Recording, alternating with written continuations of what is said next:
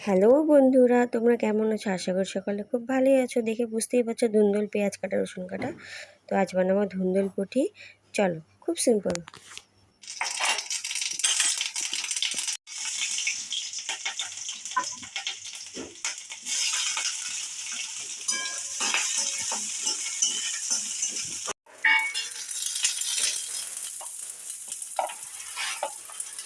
হলুদ ঢালতে হবে।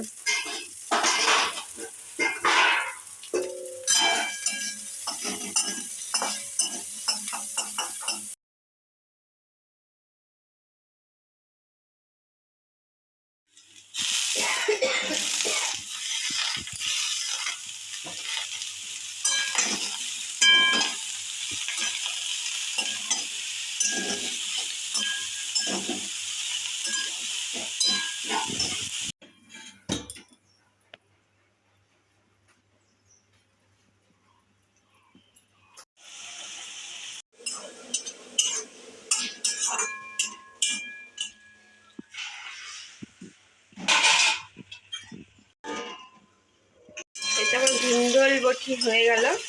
আমি স্কুলের টাইমও হয়ে গেছে, ছেলেকে এখন খাবো। সকালে রান্না হয়ে গেল আজকে। আমি ধুন্দুল বটি ডাল সঙ্গে ভাত বা রুটি, ছেড়ে রুটি দিয়ে খাওয়া যায়।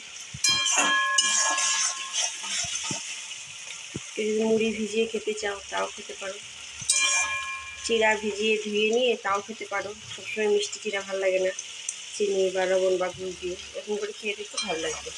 হয়তো কথাগুলো শুনে অদ্ভুত লাগবে, কিন্তু একবার ট্রাই করো। এটা আমার আমিষ ধুন্দুল বটি হয়ে গেল বন্ধুরা। এখন নামিয়ে নেবো। দেখো, এর থেকে আর বেশি শুকোবো না, তাহলে ভালো লাগবে না গরমের দিনটা। সেটা তো বিভৎস লাগে, তোমরা একবার ট্রাই করো। হয়ে গেছে, গ্যাস অফ করে দিলাম, নামিয়ে নেব। কমপ্লিট সকালে রান্না। দুপুরে রান্না এগুলোর আয়োজন চলছে। আমি তো স্কুলে চলে যাব, ছেলেকে নিয়ে শাশুড়ি মা করবে। উনিই করে সাধারণত দুপুরে রান্না, যেহেতু বেরিয়ে যাই। না করলে আমাকেই করতে হবে অগত্যা। এই তো, বড়দের প্রণাম জানিয়ে, ছোটদের ভালোবাসা শুভেচ্ছা জানিয়ে তো আজকে ব্লগটা চলছে এরকমই। চলো দেখি।